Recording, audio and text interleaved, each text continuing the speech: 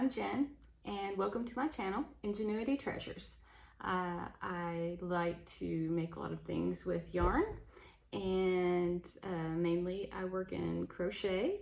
Sometimes I do a little knitting. I've learned how to use those loom knit things.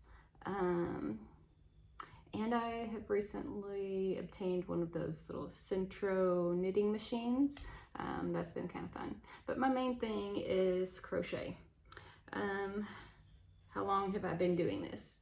Let's see. My mom and my grandma crocheted all the time. And so when I was really young, I learned the basics. You know, the chain, everybody learns the chain.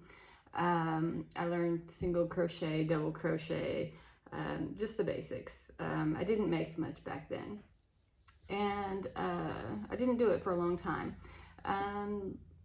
But later in life, I picked it back up. I learned what I didn't already know from YouTube videos, self-taught, some of those books you get in the stores, and just kind of put things together. In the beginning, like most people, I used mainly acrylic yarns. They're pretty, vibrant colors, they're easy to work with, affordable, easy to find. You know, you could get them at your local Walmart, Dollar General, wherever. And that's what I started with. So use these for a lot of things. They're relatively soft, and like I said, easy to work with, and relatively inexpensive. It's very stretchy yarn, so people use them to make afghans, shawls, hats, things like that, and other things. Some people use them for the amigurumi characters, you know, the animals and things. But recently I've expanded my materials. I started using some of the softer yarns, the chenille and velvet yarns. I use the chenille, you know, to make these little critters, little leggy frog here. And some other things. I've made some loaf cats and chickens, things like that.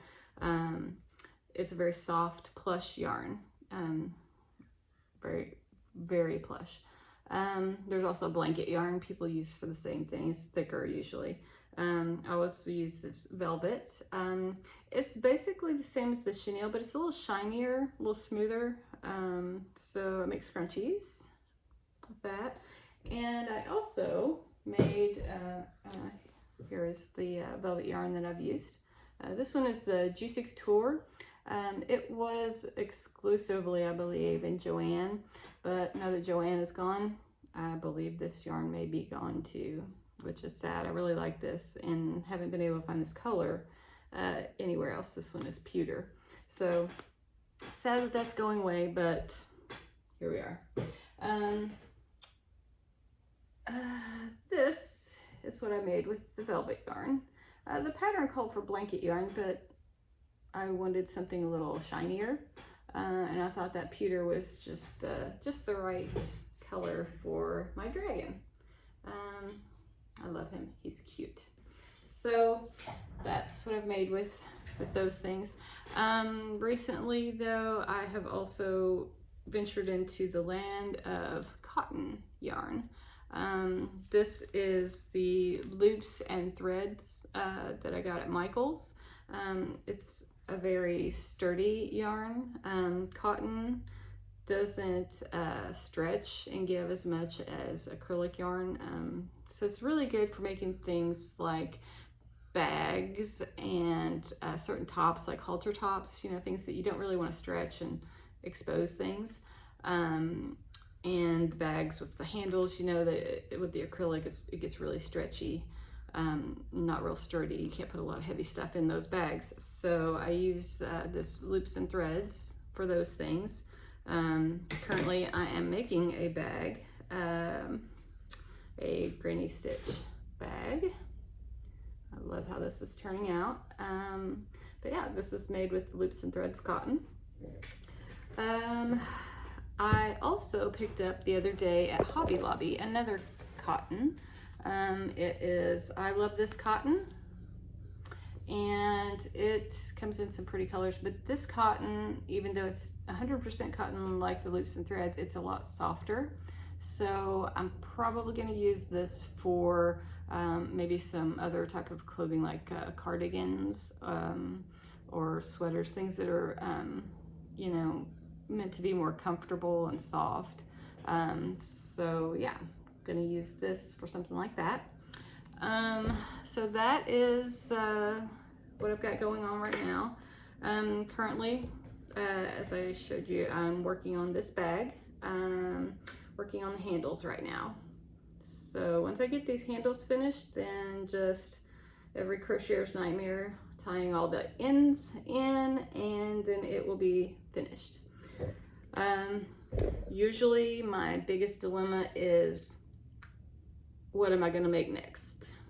And I have trouble making decisions. So I've learned that I have to just pick something and go with it as quickly as possible, because if I don't, I end up doing nothing. I get decision fatigue and I just won't do anything. So I'll just look at all of the patterns and all of the things everybody else is making, and I just won't do anything. So I have to just go from one thing to another and not dwell on it because I just won't get anything done. So yeah, I think after this bag, I have a few things in mind, but once I finish it, I've got to just jump right into the next thing, or I just won't do anything. It'll either be a halter top or another dragon. Those are the two things that seem to be top of mind for me right now. So I've not made a halter top, so I might go with that just to try something different. But I do like the dragon, so he might win. I'm not sure. We'll see.